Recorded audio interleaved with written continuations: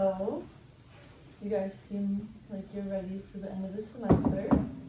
Yes, ma'am. Nothing personal. A little stressed out with the workload, maybe.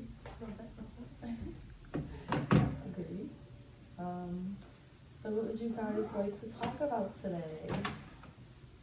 I just had a question because I know we talked about, I know you said the statement of like how nobody really makes us feel things. It's more just like if somebody made you feel something that's wrong. I'm more looking for like more clarification on that because like I hear what he was saying, like it's everybody has a different reaction to things, but like I didn't really like understand it like perfectly. If you guys did. Well, I guess we could look at it in like a group context. Like if you're in a group, like someone doing something, we all might have different reactions to it. And I don't know, I feel like you worded it weird with the wrong part. Yeah, I feel like that's the part that's stuck. Yeah. Like, getting to me kind of a little bit. Any thoughts?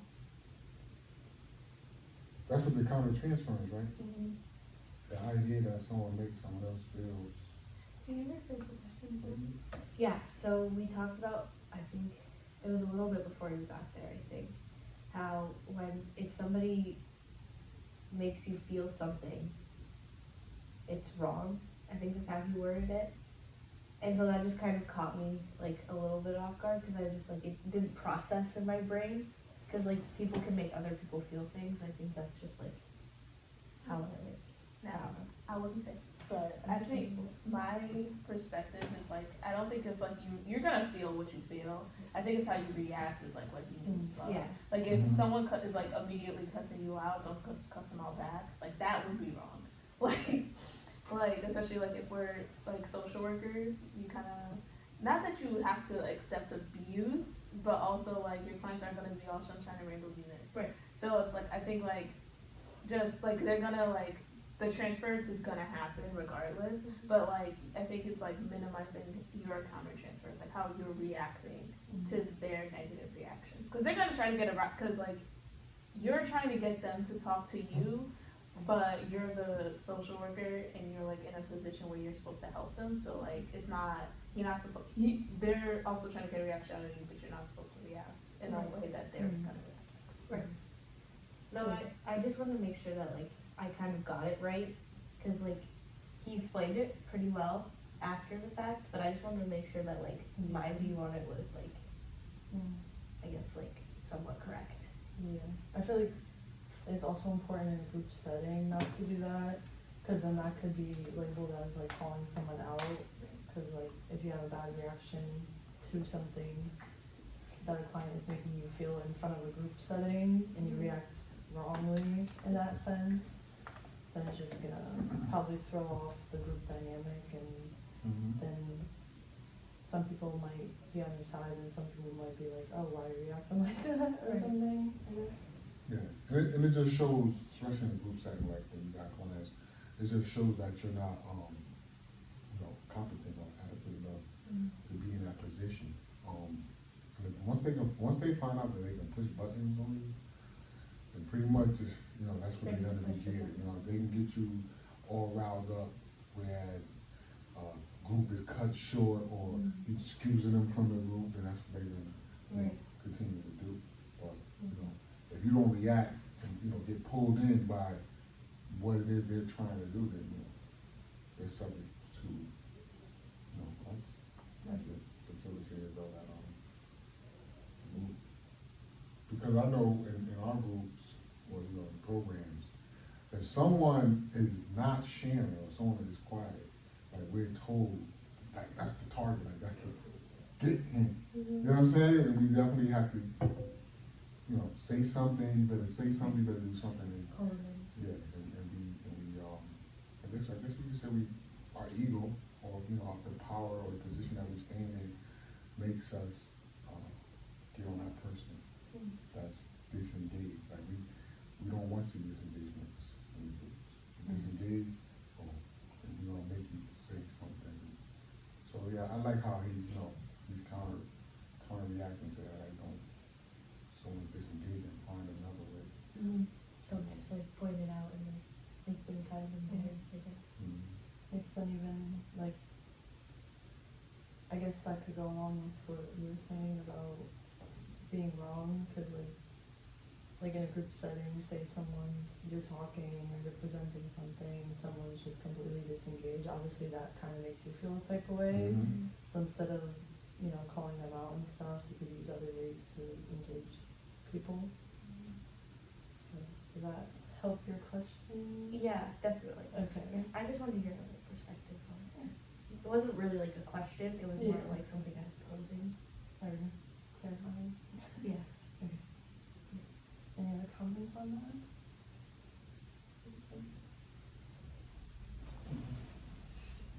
I think one of the things, I don't have it up anymore, but when we talked about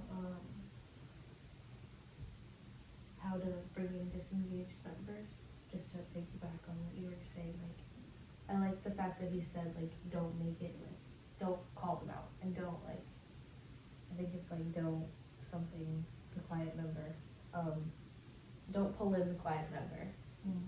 And I think that's a good point, because like sometimes they just like, you don't want to make them embarrassed by being like, why are you so quiet today, especially if you don't know them, like, and it's like a good point that he brought up.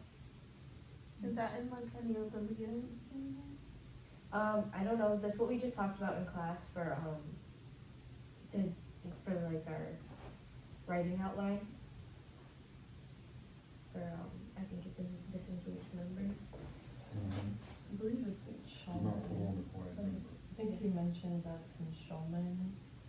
Unfortunately, my book is being used for a tripod. I have mine. I can see if I can find anything on it, but then everyone else can like keep talking. Just leave me behind. I'm listening. Because I know, like, just so we'll have like some theories to like expand on it, which I feel like might be helpful.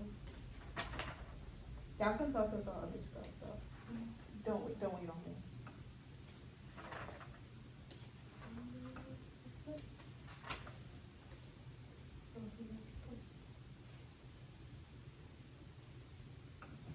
So this week's reading, correct me if I'm wrong, but was reading about power in the group?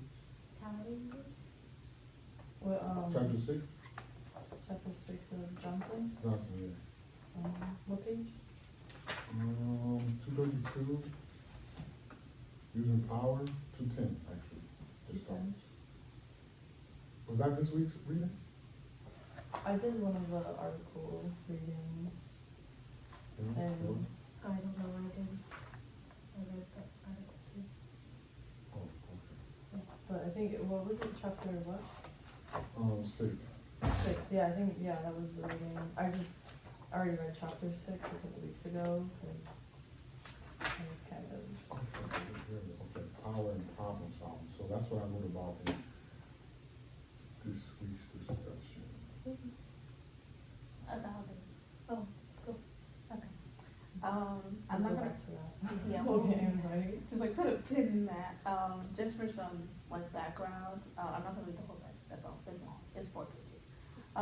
A quiet member can create problems for the group because the other members do not know what thinking and feeling goes on behind the facade. Group members will tend to believe that the quiet member is sitting in judgment of them, does not share their problems, or feel that others in the group talk too much. Group leaders too often grow uncomfortable feeling that a member who is not speaking may not be involved. The silence of a member in a group is similar to the silence in a one-on-one interview. It is a form of communication that, as we have seen, can be difficult to understand. There's not really like many strategies. There's like talking about like just different tactics like that you could take, and that like a lot of times like the group member can feel left out. But it is good to reach out to them indirectly. So it does like confirm it. And if you want to know where it is, it's on 84, page 184 to 188 in Shulman. 184?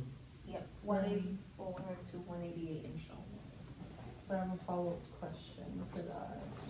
So how do you, because I know I made like a broader statement saying they'll like make you feel like, oh, they don't care about what I'm saying, but like how would you guys feel if you're in a group setting and you were talking and then someone was just disengaged and quiet, like, 'cause I know that just listed a bunch of things that you could feel, but like on a personal level, how would you guys feel in a group setting if that was happening? I would feel, I don't know, I feel more than one. I feel concerned, like, are they listening, but also conflicted, cause it's like, cause are they listening, but also like, maybe they're just tired, like, I feel like it's like, not, it's like, I don't wanna be like projecting on them, like, oh, they're quiet cause they're just not listening, or they don't like Yeah. it. You also have some empathy. Yeah, and have empathy, cause I'm like, people be going through it. Like, I know, like, for me, when I'm really tired, I'm just quiet, cause it's like, I'm tired, bro. Right. So like, I feel multiple things. So I do understand also, like, like, the reading, like, it's not even the quiet member themselves that's the problem. It's also, like, how the group members react to the quiet person, cause I feel like that also just causes, like, disengagement. Cause then people are just transferring how they feel about quiet members onto the quiet member. Like, oh, you're quiet, so I'm insecure about what I'm saying, and you're not reacting, so clearly it's you, type of thing. So yeah, I do get like you gotta like kind of check in and be like, hey, you listening? In a way that's like not calling them out, but I can kind of see from. But personally, I don't know, I feel a mix of things. Yeah, I used to feel frustrated doing groups and someone is quiet. Because, you know, part of the reason that they are there, well, that's part of the stipulation, is to participate in groups. So, and then when I'm called to do the groups, like, I don't even want to do the group either. So I don't want to do the group, you don't want to be here, and you're not saying nothing. They used to just have me so frustrated that I would just pick on that person. Just keep asking the question. Just, yeah. And so now I see that that's what I shouldn't have been doing. But, yeah, I used to be definitely frustrated, because like I said, I don't want to do the group. And, you're supposed to be here. And now my intern, they got me doing all the groups. Right, that's part of my intern. So every Tuesday, now, then they switched it to Wednesday, so I got a Wednesday group. So this, you know, like, geez, I just thought I had Tuesday. So now, but now that I have incorporated, you know, some of these group dynamics, it flows a lot better. Like sometimes, like we don't even have topics, so we just, you know, the floor is open. Or sometimes we play a game, we play Scrabble. You know, because one of them mentioned, you know, oh, we play some type of games or something. So we started playing Scrabble, Uno, what's that word that you gotta guess? It's like a card, I forgot. You gotta describe what I'm doing. Sure. Something like that, yeah. So we, you know, we play those games in an hour, so, you know, that changes up, you know, something else. So would you say that, like, what you've been learning from, like, group work in, like, a facilitator kind of way has, like, made you change what you're doing? Has it, like, caused less frustration? Because I always assume the group leader role and not the facilitator role. And That's good. yeah, because I was, you know, kind of group, all right, this is what we're doing Yeah. as the leader. Now I come and facilitating is more like start without starting, Yeah. you know. So yeah, it works. So, what makes you do? Oh, I mean, whenever like there's a quiet member, I feel like most of the reading said like anxious. Like not in that anxious sort of sense, like why aren't you like talking? I'm more like it's on me, like what am I saying? So it's definitely the transference to the other group members. And so like, especially with my groups, like I have to have it a little more structured because like I need to hit their goals, I need to like address some things like, and they're like elementary school kids. So like they'll just go off on tangents about like Spider-Man. So like I need to kind of be more of like the leader / facilitator role. But I've learned more now, like if a student's quiet, like they could just be having like it's not on like any, it doesn't have to be like, oh I said something, like they could just be not having like a good day. So like it's definitely helped like Like it's not personal. Yeah, it's only Mhm. personal. Are we good on that topic? Are we moving the ties topic? Or do we have time? Always go back to mine? Oh, do we have time? It's like, I can't see. It's 1:20. it's 15 minutes in. Okay. We got 10 minutes? 10, well, we do, because we do 10 minutes for evaluation. Yeah. I'm only worried because I got a bunch of business. All right, so we're doing evaluation. If you want to share quickly. All right, quickly. So I was came up with the I was reading Power and Problem Solving. So what I found and what was interesting was that the effectiveness of any group is improved when power is relatively neutral among its members, and power is based on competence, expertise, and information. And the ability of the group to solve problems increases as all group members come to believe that they share equally in influencing the direction of the group effort, and as a group climate becomes relatively free of domination by a few of the most powerful members. I feel like that kind of relates to what you were saying, like how you said when you were running groups before, you kind of assumed all the power and it wasn't as effective, but now that you're changing it and, you know, spreading the power more, you think it's becoming like more effective, right? Exactly.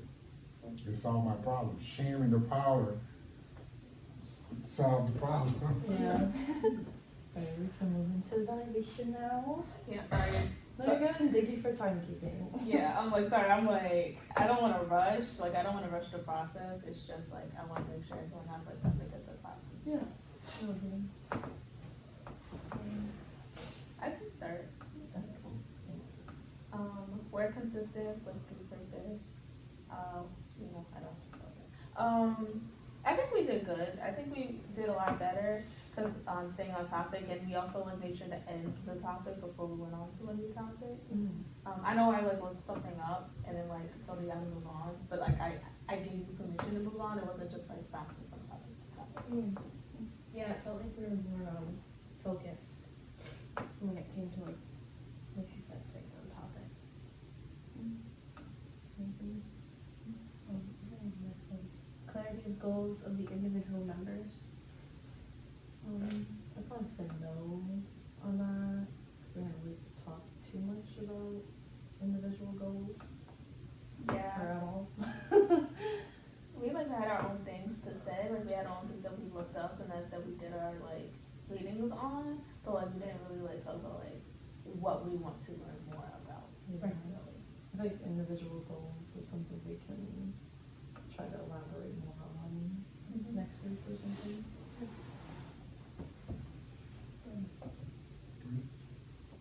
Or that cohesiveness Mhm. or connectedness among members and groups will most powerfully promote change work, and change work will most likely only result from members who are interdependent and have developed cohesiveness and positive regard and positive ways of relating to one another. I think we were pretty cohesive because again, even when we like changed topics, we at least like let each other know we were changing the topic. So I think we were doing like a little bit better with like being cohesive and being on like one. I feel like we do a good job relating to each other as well. Yeah. And that was one of those, this word cohesiveness was is a topic in my sociology class. And so when it came across, I was like, oh, I know what this word means, you know what I mean? Down. Yeah, let me knock this out the park. And so, yeah, I definitely appreciate, you know, the vocabulary and how it has advanced. Here's the next. Co-facilitation. If members are acting like group leaders, then you have achieved ideal co-facilitation. Power should be shared and distributed more or less equally among all group members. And that's what I was talking about earlier, and how the dynamics change. Yeah. I feel like we never really have issues with the co-facilitation between us fully. Yeah. No, it's just outside, like in the, you know, in the real world with clients. Yeah, that's true. I feel like, I mean, today for me, I'm only speaking for myself. I was definitely like a little out of it because I like ran the class and then by when I came to class, I came here. So yeah, I didn't really do much. Like, I wouldn't say I was really a co-facilitator. I was more just like the member looking towards advice. I don't say that though, because you took initiative to find the book and everything and the page. So I see you engaged in some leadership. Oh, I appreciate that because I was like, I feel off. I feel off, so I feel like I'm being off. We didn't observe that, so. Because y'all did a great job. I can read the next one. Inquiry, people should be asking more questions than making statements, especially the facilitator. Yeah, I'm only reading the first sentence. I feel like I tried to ask questions as best as I could. Yeah, you did ask a lot of good questions, and you kept us going. Yeah, I was trying to, it was more so like, me kind of like seeking clarification from what you guys were saying, I guess. But that's still pretty good. I think it like helped us like dive like more. It wasn't like at just surface level understanding. I feel like ask the questions you asked, I was just getting deeper understanding of like what we were talking about. So I think that was really good. And we'll see. Kaylee started off with a good question too, so. Mhm. Mistake making and risk taking. I feel like this is something we still kind of need to work on because I feel like we all just like, I feel like we agree a lot and it's hard to like be like, this is how I feel, but like we all don't have like that like. You know, even if there's like things like I can see I could challenge, I'm like I don't want to because I don't agree. Because I feel like we all just like are on the same page in that regard. I feel like Ty did take risks though, like by sharing how he used to be in groups, like very power Frustrated. driven and frustrated, but yeah. Yeah, groups are hard. Yeah. Groups are.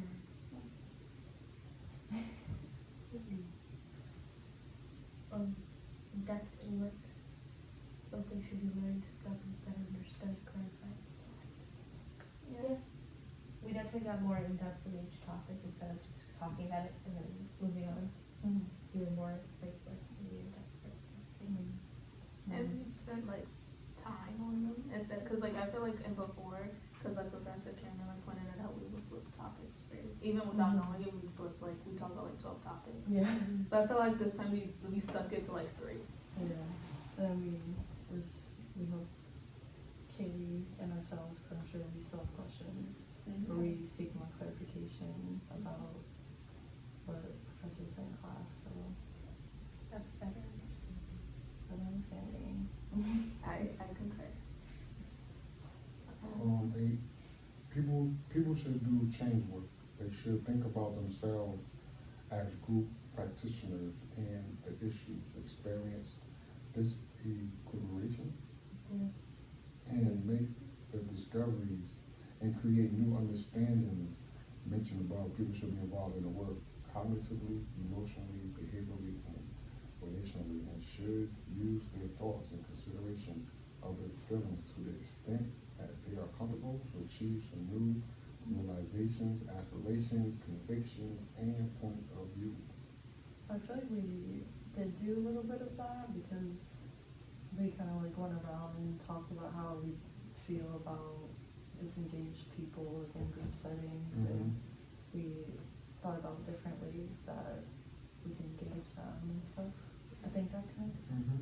Yeah, I agree. I don't really have much to add to that.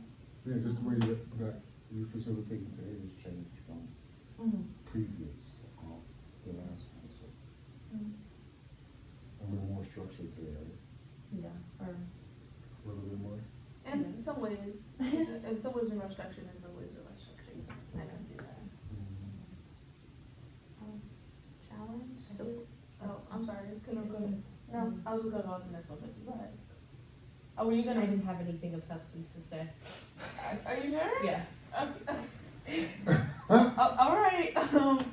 Challenge. Supportive groups are nice, but may not especially be productive in terms of learning, growing, developing skills, or getting a project done. I think we really are like a supportive group. But I think we're more supportive than study, but also we do a lot of study. I think our study part is getting better. It's definitely gotten better, like, especially like, because we used to talk about just our internship and how we're feeling with that. So I feel like we're now integrating that into the study part, which helps us better understand it more. There you go. The synchronization was crazy, but process work as needed. Group members should think about how the work is going as needed to problem solve obstacles in the group's processes. This should happen every so often, even when things are going okay. Yeah, I don't think we talked about it too much this time. I feel like this time we kind of implemented it more, because I know like in previous groups we would talk about the changes we had to make, but I feel like this is the first time we were actually like, not the first time, but this is like us implementing it more rather than talking about it, if that makes sense. Yeah, I think we can do better with it, but I think we still did a good job. We could do a little bit more, so I guess we could do more a little bit with like depth, but I think we still did like get at least a little deeper. We got out of the shallow end. Yeah. Did we end up asking them how are we, like the question about how are you different? Oh, I forgot to Oh. ask. Oh, I know that. Well, we're different in many ways. We're different people. People are all different. Yeah. I guess we share different experiences and different feelings on how we feel when someone's disengaged in group, maybe. And then we're gonna do the other 2 questions as well. What have you learned about facilitating groups? Thanks to Professor Cameron's amazing feedback, I learned to be kind of more just attentive in the sense like to make sure that we're good on the topic before moving on, and just making sure people are on the same page of the book, like literally. No, yeah, facts. And Yeah, I think like for me, I've been trying to be more critical. Because before, like when I started like doing groups, I would just agree. Like I was like, no, we did that. But now I feel like now I'm more of just like kind of seeing it like trying to be as unbiased as I can. What can you do that you couldn't before, or what can you do better than you did before? Well, for me, I know I can run a group. No, I can facilitate groups, which I couldn't do before. I was always a group leader. Now I can facilitate a group. Share the power much better than I could before. I think for me, it was more so,